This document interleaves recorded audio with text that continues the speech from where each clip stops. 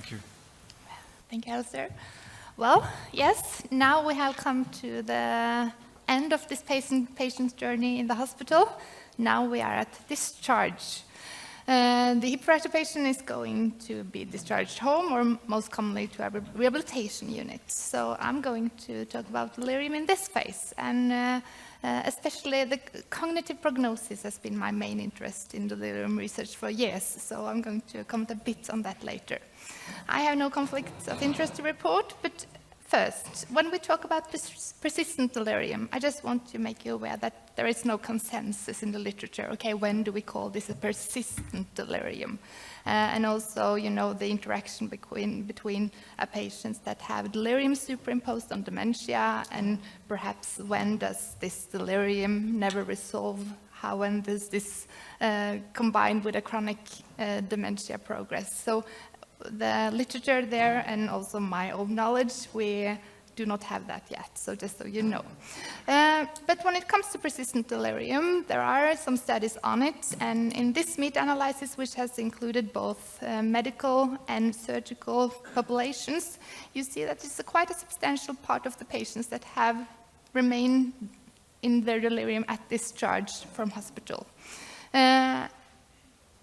As this is both from medical and surgical populations, I took out those from the hip fracture populations, and the studies are quite old, but as they find is that at discharge, about 12 to 38% of hip fracture patients still are in their delirium, and when they are re-examined after 1 to 3 months, there is about 20% that still have delirium, and also after 12 to 18 months, people have delirium when the hip fracture patients are re-examined. Okay, I will comment a little bit on this later, because it's this new delirium, what has happened to these patients, because this sounds very negative, right?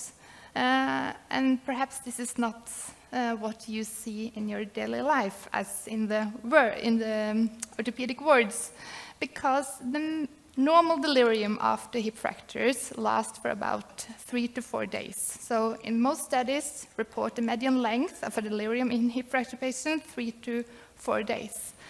This is one of the few studies. This is actually an RCT study on melatonin to prevent delirium. He had no effect on the incidence of delirium, but in this study they actually reported the duration of delirium among these hip fracture patients. And I think this data are a little bit more familiar to what we often see. And so, although we are going, why I say this is just to nuance the picture a little bit so that you don't go out and think that everyone has delirium at discharge and the next months, okay? Because what happens to these patients, in the same data from the data from this study, they followed these patients from the Netherlands regarding their cognitive trajectories the next year. And in this group that they found were declining in their cognitive functioning, 66% had delirium in that group, and most of those had delirium superimposed on dementia.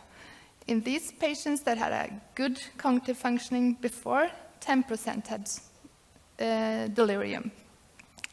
So it seems like in those patients that have delirium, like almost 2/3 of these patients had delirium during their hospitalization. I believe there is a mix about those that perhaps have some kind of persistent delirium, but also where we see that it progresses and just mix with their chronic cognitive impairment.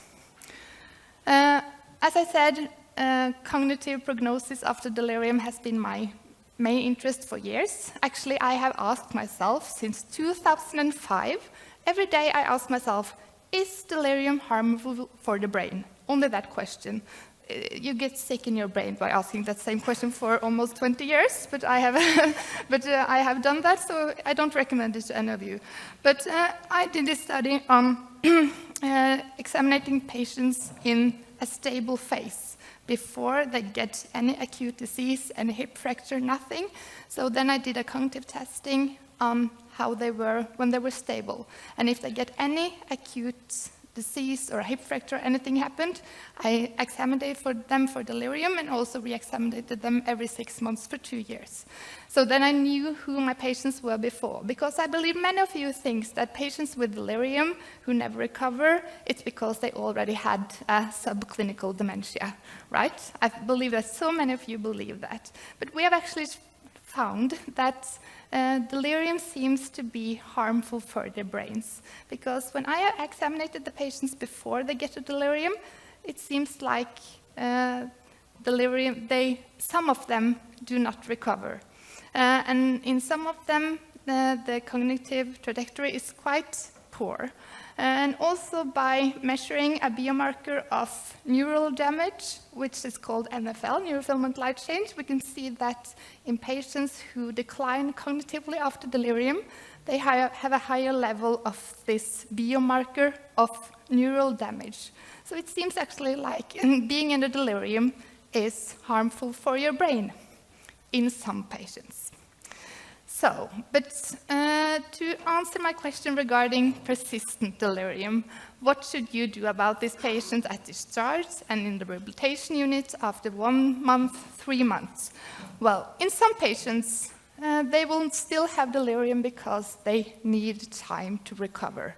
You have fixed their hip, they have no complications, but especially in patients with delirium superimposed on dementia, they really need much time to recover from their delirium. You always need to think, is there any new complications that have happened in this patient? Because my experience is that, okay, perhaps the first delirium was provoked by the hip fracture itself, but then the delirium is maintained due to new complications, new infections, side effects of drugs, and so on. And also in patients with delirium, it's very hard to meet their basic needs, that they get enough food, that their brain is able to rest, that they sleep properly. And you know, sleeping on benzodiazepines is not a very good sleep, you know, to really rest, that they are mobilized, and also that they have a calm environment. I think we all have heard stories about patients with delirium that are admitted to a calm place, even to their home, and then they finally come out of their delirium, because I don't believe that environment can trigger a delirium by itself, but it can help the delirium to resolve, to come to a nice place. I think one of the most important things also is to communicate in the care transitions about how the cognitive function was before the acute event, because the rehabilitation unit will think that these patients have a dementia if they don't be aware that this patient had actually had a much better functioning cognitively before these acute things happened. So the take-home message is the time frame of delirium recovery is variable, and in some patients, not everyone, but in some patients, delirium is associated with a poor prognosis regarding their cognitive function. In patients with persistent delirium, search for new complication. Is there still precipitating factors present? Unmet basic needs? And if some of you want to do delirium research, I think that the nature of persistent delirium is something we do not know that much about. And also regarding any effect of cognitive rehabilitation, is there anything to specifically cognitively rehabilitate this patient, if that will have any effects, because that we don't know. Thank you.